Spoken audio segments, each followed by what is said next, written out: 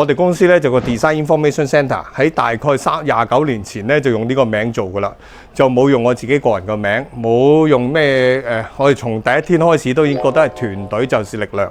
我哋咧用 Design Information Centre 嚟做一個平台，有一個資訊站俾所有同行或者客戶去睇嘅。其實我哋係應該必須有個胸襟同埋胸懷，輸出我哋自己優秀嘅一面。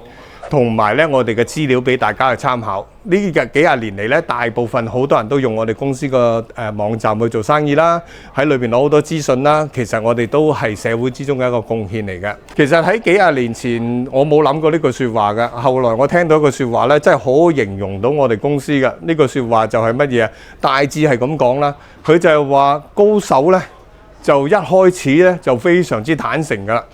佢非常坦誠嘅原因，佢唔係傻。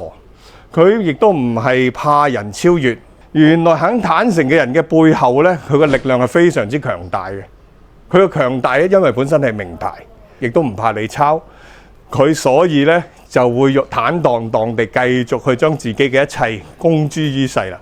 喂，我完全呢講完呢一紮嘢之後，我覺得完全好形容到我自己同埋我哋公司咯。咁我哋呢就好希望呢，用自己嘅力量啦，因為到差唔多個年紀啦，希望喺行內做啲嘢啦，亦都係希望咧同行嘅水準一齊提高啊！咁我哋亦都希望大家，我哋都係天天保持優秀。我今日唔識啫，譬如有啲數字唔啱嘅，我哋咪去查咯，因為有晒資料庫喺度噶嘛。咁所以我哋咧就會仍然咧會繼續去努力去揾啲新資料咯。教主錦囊，記得點讚關注。